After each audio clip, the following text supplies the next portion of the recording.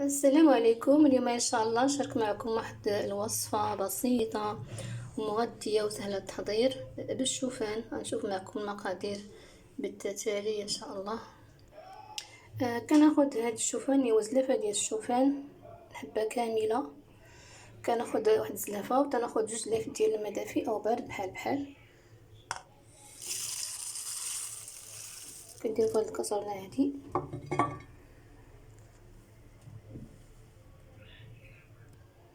كنضيف شويه ديال الملحه، كنضيف شويه ديال زيت الزيتون.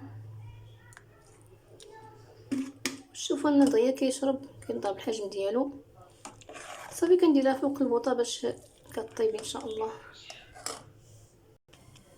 من بعد ما كتغلى واحد 5 دقائق كنطفي عليها. هي سهله التحضير، سريعه جدا واكله مفضله عندي. الا كان فيها الجوع دائما او ما بغيتش المرقه، هذه اكله خفيفه يعني خفيفه في الاكل ديالها. ليست ماشي دسمه ولا شي حاجه اللي كتثقل على المعده، ومغذيه رائعه جدا.